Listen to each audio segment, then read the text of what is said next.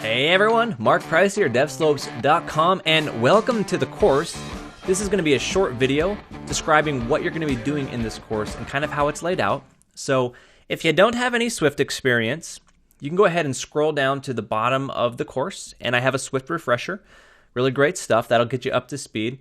You can also, of course, take my iOS 9 course side by side, and that'll help you along throughout this course as well.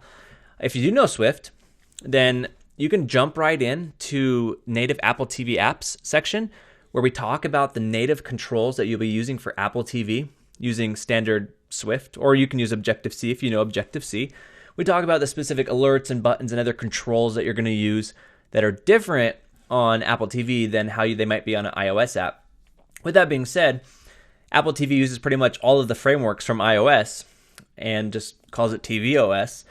And some of the things are handled a little bit differently than they would be on iOS. So we're going to cover all the details and what you need to know on how to do that. We're going to build a really cool app that parses JSON from the internet, pulls down movie titles, and we're going to display image posters, and we're going to make them highlight when you hover over them, things like that. Very specific to the Apple TV. Then we're going to do some really cool stuff. None of the other courses do this, but I'm going to do this because it's really fun. I'm going to teach you how to make app icons in Photoshop, as well as using Apple's exporter tools and their Parallax plugin for Photoshop, as well as their Parallax viewer, because the new 3D Parallax images are super cool on the Apple TV. And I'm actually going to show you how to make those icons in Photoshop. You're going to see the design process, where I get images from and how it all works. You're going to get a great insight into how to make those app icons, as well as how to design for the Apple TV. We're going to talk about the design guidelines. So I'm not just going to tell you do X, Y, and Z. I'm going to teach you what the experience that Apple expects you to deliver to your customers is. So we're going to talk about that. Then we're going to do some JavaScript. Wait, what? JavaScript? What's going on? Well, I'm going to teach you the overview of JavaScript so you can kind of be up and running when we start talking about the TVML, which is Apple's new TV markup language. It uses web technology, so it allows you to update your content on your apps without having to go through the App Store approval process, which can take 7 to 14 days.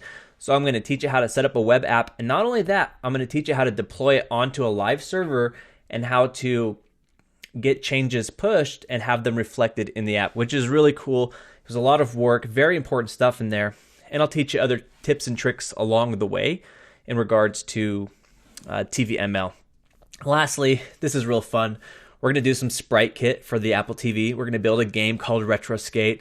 And I'm going to teach you all the core 2D principles for Sprite Kit that you might use in a side-scroller platformer game.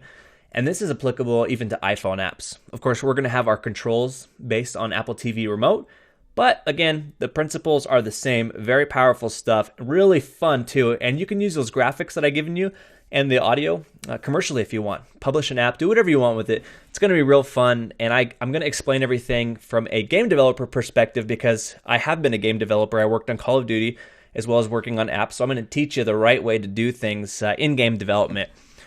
And then other standard stuff we'll do is show you how to deploy an app to the App Store for your Apple TV and other tips and tricks along the way. So really exciting stuff, a lot of work, but it'll be good, it'll be fun. And I'll try not to keep you bored because I don't want to be bored. So let's go ahead and dive right in and have some fun.